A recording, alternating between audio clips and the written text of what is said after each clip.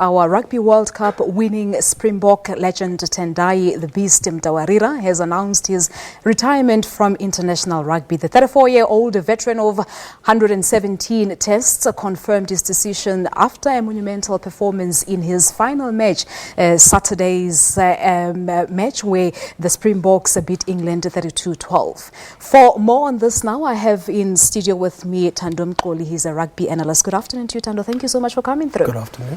And I suppose this is not a surprise as such. I had a discussion with my colleague regarding Tendai yesterday, and he was saying that, well, I don't want to preempt, but this is a possibility. Yeah, no, it's not a surprise. He's been around on the international scene since 2009. He's given good innings in the Springbok jersey. He's played against the British Lions. He's played in 2 World Cups, actually 3 World Cups. He's done more than enough for the national team. One of the most capped rugby players ever. For a prop to have had a career as long as he has is a commendable achievement. He served both his union, the Sharks, and the country well. So no, it's not a surprise, but I suppose it's one of those things whereby he can also focus on other things, whether it's earning more money overseas now. He's not too old. He can still play in Europe or Japan or wherever he can earn more money and not have the international pressure on his body. But like I said, he's been part of the international scene since 2000. He's done quite a lot. He became the 3rd most kept Springbok member, as you said earlier on. This was behind Victor Matfield and Brian Habana. Yeah, that's the thing. And also, when you look at Victor Matfield, there was a time where Victor actually broke his service per se, because he went to France for a couple of months and played there. Beast has always played in South Africa all his career, and it's actually tough on the body because of the amount of rugby you play. He plays in the front row, which is extremely tough on the body. His injury record is actually also very good, which is another commendable thing about his performances, both for the Sharks and the Springboks. He's not a player who's been sidelined for years because of injuries. He's always been a prominent feature both at Super Rugby level and international level, and that's why I suppose for almost a good part of a decade he's been a feature of the Springboks and the Sharks. So he's part of the winning team, the Springboks, of course, but let's just have a look at his contribution towards the international rugby, how far it goes. He's part of the senior players. Sia talked about the group of senior players who helped him along when he received the World Rugby Award at the awards in Tokyo on Sunday. He's a very important part of that senior leadership group who was there when the team wasn't doing so well in the first 2 years of this 4-year cycle.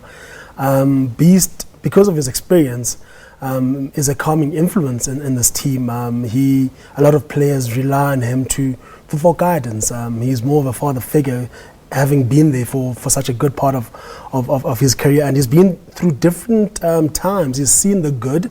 When Peter de Villiers was there, remember when he started, the Springboks were a dominant force in World Rugby. They had beaten the All Blacks 3 times in 1 year. And he also saw the bad in 2015, for example, when things were not so great under the Henneke Meyer reign. So he's well versed on both sides of the winning coin, whether it's good or the bad. And he's seen great victories, like I said, beating the All Blacks, beating the British Lions, winning a World Cup, having been part of good World Cup campaigns. Those are things that you can't take away. Only experience helps you in those kind of things. So he says that he's been very privileged to play this great game and to achieve many career goals over the last 12 years of playing senior rugby. So it's been 12 years, he's only 34. So you say that the only possible next move for him could be playing rugby overseas. An international move. Yeah. When you play for that long, also a lot of guys go to Japan purely, if you look at the number of games you play in a season, it's almost half of what you play, and also the time away from your family is very demanding when you play in the Southern Hemisphere, where you play Super Rugby and international rugby. So a guy like Beast, like I said, if you've given 12 years of your life to anything, it's taxing on the family, it's taxing on yourself emotionally. But that said, he's been a good servant of the game. He's not the sort of person you'd hear many scandals about. He carried himself. He was a good ambassador for the game, which is also a difficult thing, because we all know how sportsmen normally lose their way. But Beast has done exceptionally well in terms of being a good ambassador for the game, both at Super Rugby level and at international level. To play and be almost injury-free for almost 12 years it's one hell of an achievement, especially if you look at the physical contact of the position he plays. It's not easy to play in the front row. It's also not easy to have a long career when you're playing at that level. He's grown into a leadership role. Started off as a quiet player, and he's grown. He's found his voice in the international scene, and he's helped the Springboks achieve, I suppose, he's retiring on a high. He's helped the Springboks win a World Cup, despite the rocky start they had 2 years ago. And that is how you want to end. You want to end on a high like that. On a high note, yeah. And you can't ask for more. But for someone who doesn't have that much insight into rugby, because now we refer to him as a veteran of 117 tests.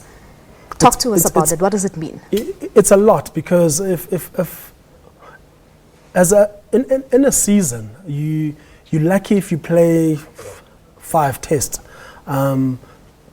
To achieve 100 tests in anyone's career, not many players have done that. I think it's a group of less than 20 players who have ever played 100 times for the international teams. Beast has done that in demanding times, and